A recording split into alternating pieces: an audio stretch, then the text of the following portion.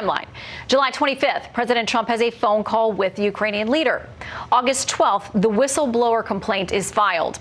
September 11th, Ohio Republican Senator Rob Portman urges the president to release the military aid to Ukraine. The next day, those funds are released. So let's bring in Senator Portman now, key player in this conversation, and maybe ways you didn't realize at the time. But Senator, good to have you. Always great to be on with you, Shannon. Okay, so let's talk about this.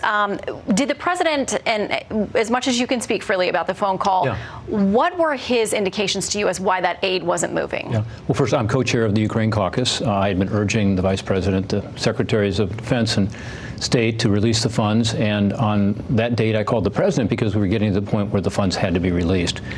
And the president was very clear with me. He only raised one issue, and that issue only, and that was about the Europeans not doing enough.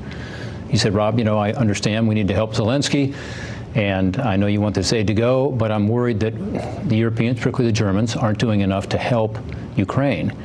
I don't disagree with him on that. And, we were kind of at the point where we had to obligate the funds so they could be effective for Ukraine to defend itself. So we needed to get the money going. But, I think the president was interested in using the funds as leverage to try to get the Europeans to do more. That's what he said to me. Well, he talked about that in the phone call. In the transcript we've seen with President Zelensky today, he's also said that publicly, that he felt like there needed to be more European buy-in to this. But there are some of your colleagues, Senator Chris Murphy, a Democrat, who has met with President Zelensky, who said that he thinks the timing is questionable. Here's what he said. As soon as we sat down at the table in the presidential palace, he asked us what was going on with the aid. Why was it being withheld? There are likely a bunch of different explanations. Political pressure was mounting on the president from Republicans, but obviously the timing of this looks really terrible. And so now we are to the place where this is being used as a potential addition to launching formal impeachment inquiry on the House side.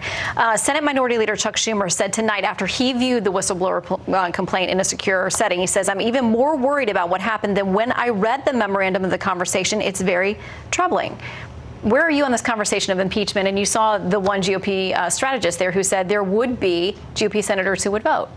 Yeah, I don't see the quid pro quo that the Democrats are claiming. In fact, I actually believe that if Speaker Pelosi and the Democrats had taken another 24 hours to make their decision and actually looked at the facts, which is the transcript itself, they might not have moved forward, because there is no quid pro quo. Never did the president threaten the aid, and nor did he with me. In other words, he never linked the aid to corruption in general, or certainly not an investigation in particular. So he talked about the fact that, he wanted the Europeans to do more and was concerned about sending taxpayer dollars to Ukraine when the Europeans weren't doing what they should be doing. My response, by the way, was that don't take it out on Zelensky. It's this new president in Ukraine. He's pro-American. He's doing all the right things in terms of fighting corruption, and he ran a campaign on it. And he needs the help because the Russian aggression is very real in Ukraine. So, yeah, I don't see it. I just don't understand how they can say it's because there's a quid pro quo, and then we find out there's not a quid pro quo, that they're still proceeding.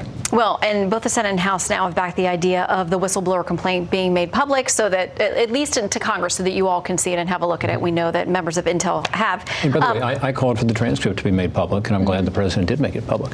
Okay, so for those who would accuse you of always being in lockstep in supporting the president, there was a vote today that had to do with his declaration of a national emergency in order that he was able to move money for funding for a border wall. You voted against that, against the emergency declaration. You were one of a handful of Republicans who did so. Why? I did so a couple months ago, too, last time it came up, for the same reason. And I've talked to the president about this, but actually, I believe more money could go to the border if he didn't use this, because now a lot of that money gets tied up in the courts, because he's going, as you know, to use money that's already appropriated by Congress for military construction. It's just a case of, how you feel about the two branches. Article 1 is Congress. We're supposed to appropriate every penny. And in this case, we appropriate it, and then the president says, no, I want to shift it over here. And that's Article 2 is the president. He's supposed to execute it. So I have a concern that the next president, whoever it is, Republican or Democrat, might misuse that national emergency. But no, I'm all for what he's doing in the border. I support the border wall. I think his proposal for that was appropriate. Well, the framers set it up so there are checks and balances, and that leaders should be able to freely vote their conscience in those cases. Senator Portman, great to have you in tonight. Thanks for coming in. Great to see you, Shannon. Thanks for having me on.